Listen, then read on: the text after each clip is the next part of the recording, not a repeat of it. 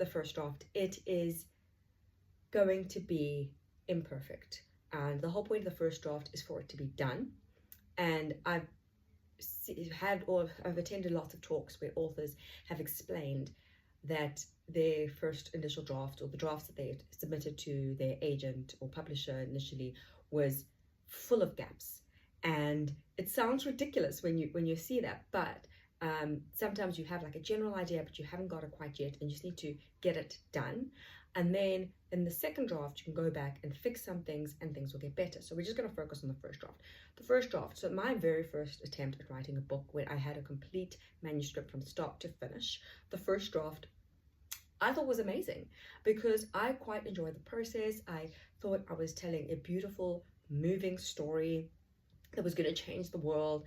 And while I wasn't quite jumping to the conclusions that I had given in the captions in the video that I'd uploaded yesterday/this morning, it might as well have been the same. I might as well have assumed that immediately people are going to think, oh my gosh, this is a new concept. No one's ever thought about this. This is the best thing I've ever read. It's life-changing.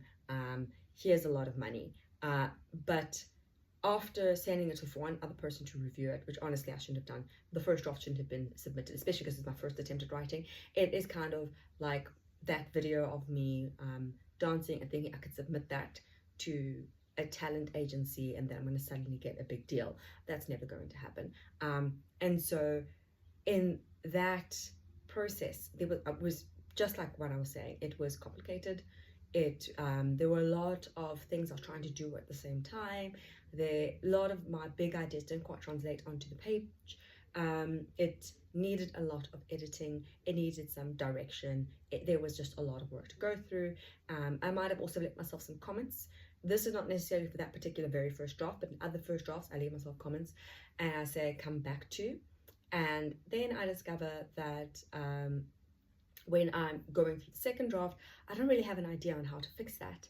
And so I might come back to it much later, or like decide maybe we should go in a completely different direction because I don't have the skills to pull this off. So that's much like with the whole dancing thing. You can figure out what skill level you're at, figure out whether you want to do that particular dance routine, figure out where are the gaps and how are you going to solve those gaps.